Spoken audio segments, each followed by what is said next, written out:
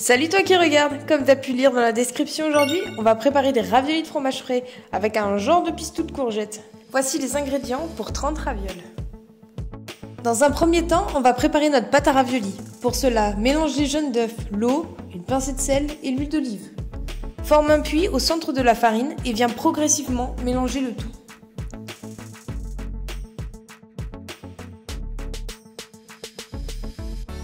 On va venir fraiser notre pâte avec la paume de notre main. Cela permet d'incorporer correctement notre farine sans trop la travailler, car il ne faut pas qu'elle devienne élastique.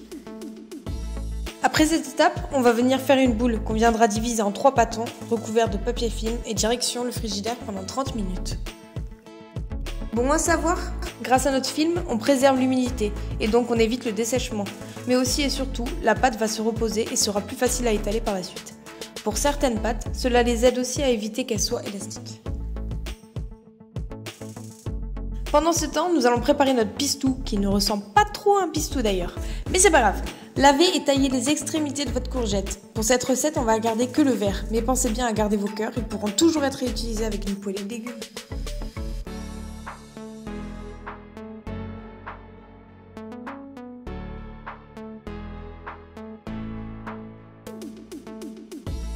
Taillez-les grossièrement et direction notre robocoupe. Mixez jusqu'à avoir une brunoise très fine.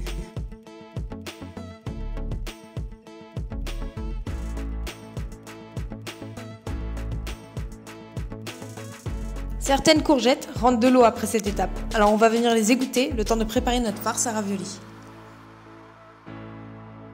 Dans un petit bol, ajoute le fromage frais, l'ail haché finement, les échalotes émincées ainsi que le persil.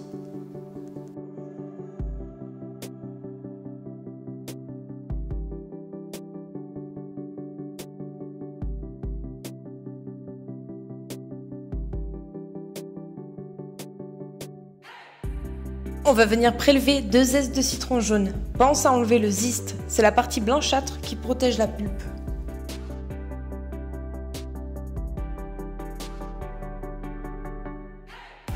Pour cela, rien de plus simple. Fais glisser ton couteau jusqu'à venir l'enlever. Après ça, on va venir émincer très finement, puis la ciseler.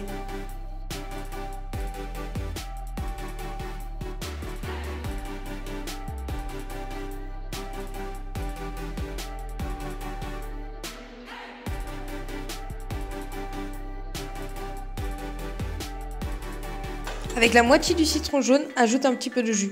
Pense à en garder pour les courgettes, pars sur une base de moitié-moitié pour chaque préparation. On vient assaisonner sel et poivre et on va rajouter 2 cuillères à soupe d'huile d'olive.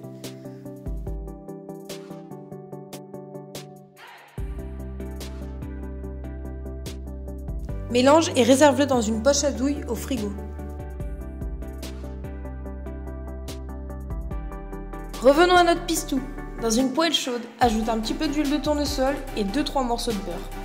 Attends que ton beurre devienne noisette et verse directement tes courgettes.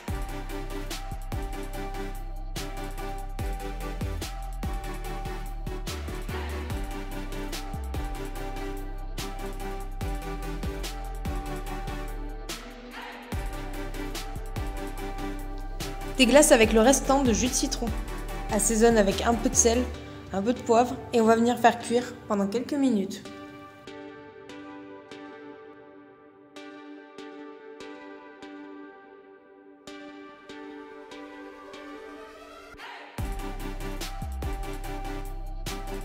Au toucher, tu dois sentir une légère résistance. Quand c'est bon, alors on décante et on vient mixer avec notre robocoupe.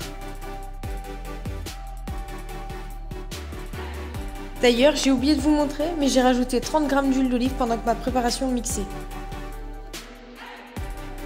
Et voilà, notre faux pistou est prêt. On retourne à notre pâte. Comme beaucoup, vous n'avez pas forcément de rouleau à pâtisserie, alors j'ai voulu vous montrer qu'avec un rouleau de film alimentaire, on peut y arriver. Fleur ton poste avec de la farine, préétale ta pâte avec tes doigts et farine-la légèrement. On commence par faire de légers mouvements dans un sens, puis on la tourne. On viendra la tourner d'un quart à chaque fois, pour que notre pâte soit uniforme. Bon, je vous avoue, je suis vraiment pas la meilleure pour faire ça. Elle ressemble souvent à un nuage plus qu'autre chose.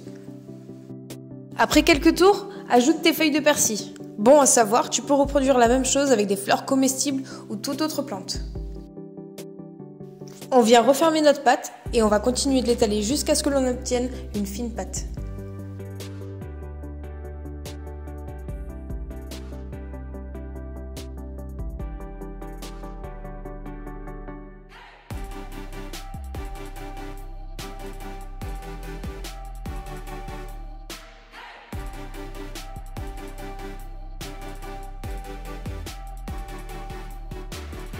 Avec 2 cercles à taille différente, on va venir délimiter nos bandes de pâte.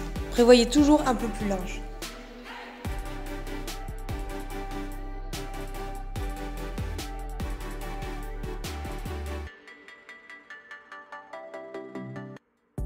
Après avoir déposé notre farce, on va venir humidifier légèrement notre pâte à l'aide d'un pinceau sur tous les bords de la pâte.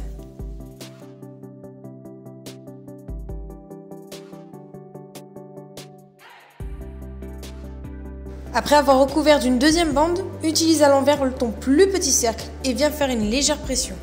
Et avec les bouts des doigts ou alors la main, viens pousser délicatement l'air qu'il peut y avoir entre les deux bandes de pâte. Et pour finir, on emporte-pièce avec notre deuxième cercle.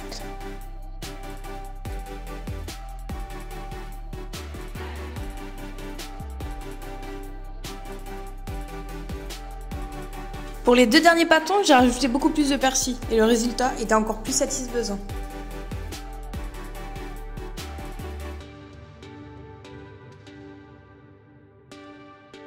Pour la cuisson des ravioles, prépare une chauffante et ajoute une bonne grosse pincée de sel. Cela permettra de saler ta pâte.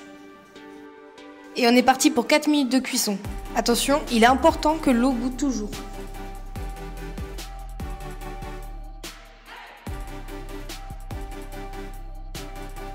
Une fois que toutes les ravioles sont cuites, on va venir préparer un glaçage. Ce sera pour les réchauffer. Et en même temps, cela donnera du goût. Pour cela, rien de plus simple. Ajoute du beurre dans ta casserole et un verre d'eau. On va venir le faire réduire de moitié et ajouter les raviolis. Au bout de quelques minutes, le glaçage va réduire et on va pouvoir voir une consistance presque nappante. Viens les napper et sers aussitôt avec le pistou de courgette. Et bon appétit bien sûr!